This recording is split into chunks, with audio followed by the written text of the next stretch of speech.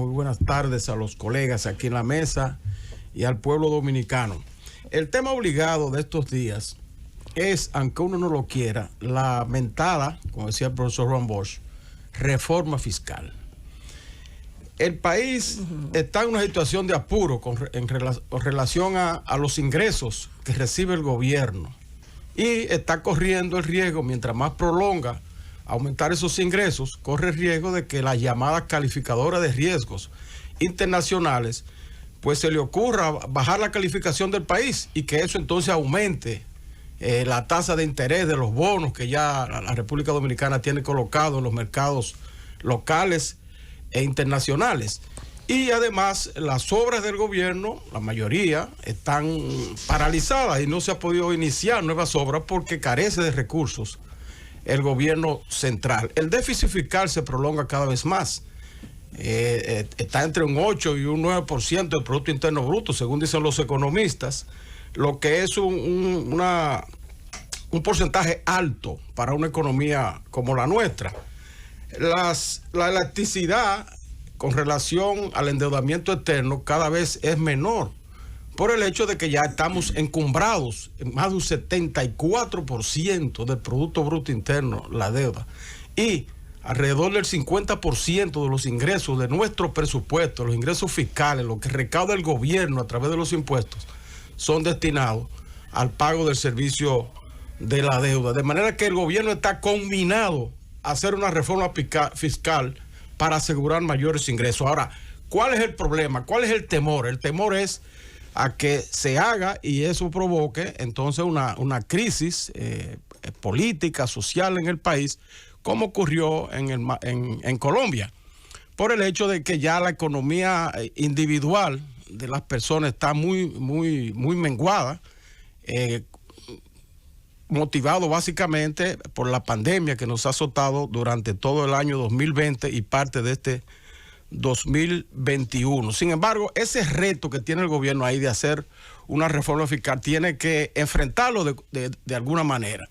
Y sobre todo porque ya en el próximo mes de septiembre de este año, el gobierno tiene que enviar al Congreso un nuevo proyecto de presupuesto para el año 2022.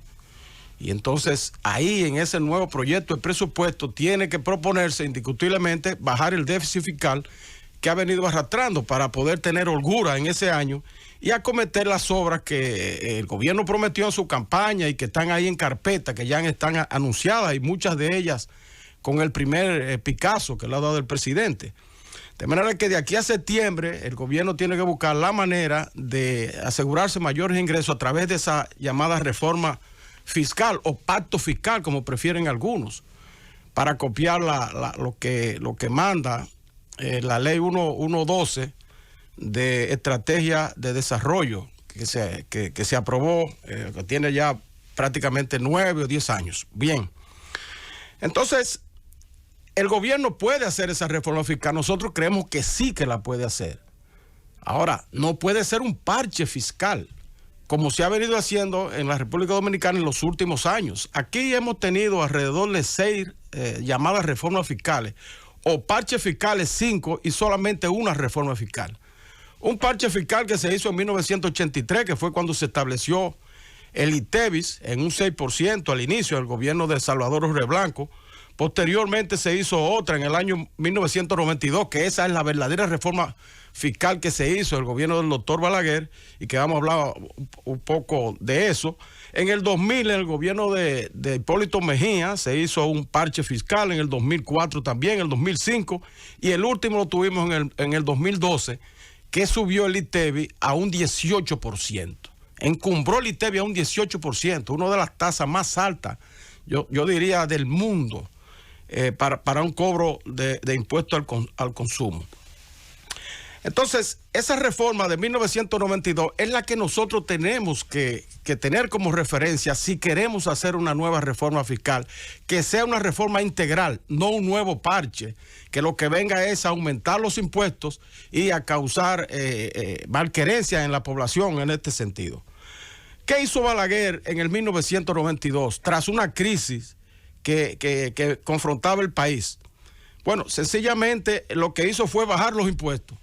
bajó el impuesto sobre la renta, tanto la tasa personal como la persona jurídica, bajó los aranceles a un nivel, los aranceles de aduana, de importación, y eliminó las exenciones fiscales por 3 años. Las exenciones fiscales a las empresas, las exoneraciones que se les dan, que ahora en la República Dominicana están encumbradas en más de 200,000 millones de pesos. Exenciones al sector turismo, exenciones a zona franca, exenciones al sector productivo agrícola, exenciones al sector industrial y exenciones también incluso a personas específicas, a personas.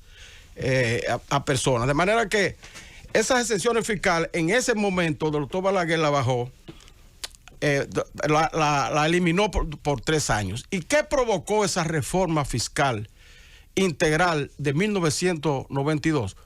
Produjo un crecimiento sostenido de la economía dominicana hasta el 1920, cuando vino la pandemia.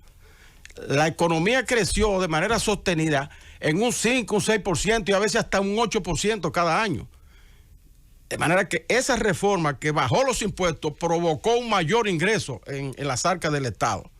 Contrario a lo que muchos piensan, que si se bajan los impuestos, lo que van a mermar los ingresos. Y ha sido al revés. Porque de todos esos parches fiscales que hemos hecho, esos 5 parches fiscales que hemos mencionado, se hicieron para supuestamente aumentar la presión tributaria del país, que estaba alrededor de un 13%, muy por debajo del promedio de América Latina, que era cerca de un 20, un 24%. Y sin embargo, en todo ese tiempo, desde desde el 2000 para acá, esa presión tributaria no aumentó. Incluso desmintiendo la estrategia de desarrollo industrial, esa ley que establece que esa presión tributaria debe aumentar hasta el 2020 a un 19% y al 2030 a un 24%. Fíjense usted, por decreto, esa Estrategia Nacional de Desarrollo estableció que debe crecer esa presión tributaria para que el Estado tenga la holgura necesaria para emprender las obras y los proyectos que le son que le corresponden. Entonces esa presión tributaria no ha subido con estos parches fiscales. Entonces eso nos indica que lo que tenemos que hacer es una reforma integral para que pueda efectivamente subir esa presión tributaria. En ese aspecto nosotros recomendamos, tenemos el atrevimiento de recomendarle al gobierno, ¿verdad? Todo el mundo tiene derecho a hablar en este aspecto. Yo pienso que hay que arear esta reforma fiscal lo más ampliamente que se pueda, no solamente en el Consejo Social, Económico o en el Congreso, sino en toda la población, de suerte que haya los aportes para que cuando se produzca no causen el impacto negativo que ha causado en otros países como Colombia en este momento. Yo pienso que el gobierno puede bajar ese ITEVI. El ITEVI está muy alto.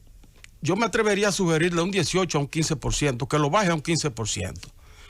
Pero que al mismo tiempo de bajar eso a un 15%, aumente la base tributaria de ciertos productos que el gobierno bien puede suplir a los sectores más pobres a través de subsidios directos. Aquí tenemos ya el mecanismo para, a través del mapa de pobreza que se ha hecho, dirigir subsidios a sectores indigentes y pobres cuando son afectados por la inflación. Entonces, en ese aspecto, si se amplía la base tributaria, podríamos eficientizar las recaudaciones fiscales enormemente, porque muchos de los comercios se basan en esa discriminación en cuanto al cobro del ITEVI para evadir este impuesto. De tal suerte que el ITEVI se evade en más de un 50% en la República Dominicana, una de las tasas más bajas de cobro que tenemos en toda América. Y eso no puede ser. Es decir, tenemos primero que eficientizar los impuestos que tenemos. Ese ITEVI hay que recaudarlo. ¿Cómo lo hacemos para tener una buena eficiencia de recaudación? Sencillamente ampliar esa base y que usted no vaya a un supermercado donde le hagan una factura que le diga tal producto ITEVI, tal producto no ITEVI, un arroz con mango que nadie lo entiende y que finalmente se traduce en una evasión de esos impuestos. O como cuando usted va a un comercio que le preguntan que si usted quiere una factura fiscal o no, para entonces rebajarle el precio si usted dice que no quiere factura fiscal. Que si usted no tiene empresa, ¿qué factura fiscal va a querer si usted no tiene RNC? Y eso es la mayoría del consumo. Entonces, esa discriminación entre si quiere o no una factura fiscal, es lo que provoca la evasión de impuestos en la República Dominicana, que impide que la presión tributaria suba y que el gobierno aumente sus recaudaciones. Entonces tiene que ser una reforma fiscal integral que tome en cuenta todos esos factores, pero que básicamente tenga también autoridad moral. Por eso hoy vemos que el embajador de la Unión Europea, el señor Gripa, dice que está de acuerdo con la reforma fiscal, pero siempre que se eliminen las exenciones, las exenciones tributarias excesivas que se tiene en la República Dominicana. Y yo diría, no que se eliminen todas, pero por lo menos que se haga una pausa en la mayoría de ellas. Si usted quiere incentivar el sector turismo, bueno, pues manténgalo una parte o rebájale una parte. O incentivar el sector de zona franca, rebájale una parte. Pero la mayoría de esos 200 y pico de 1.000 millones de pesos se puede recuperar ahí alrededor de 100.000, que es más o menos la mitad de lo que el gobierno ha tenido que gastar en subsidios en todo este trayecto de la pandemia. De manera que este es un tema que debe airearse lo suficiente y que todos los sectores participen y que finalmente entonces el Congreso vote una ley que establezca una reforma fiscal transparente, equitativa, democrática, que baje los impuestos y que tenga la moral suficiente para que el pueblo dominicano la apoye sin reservas.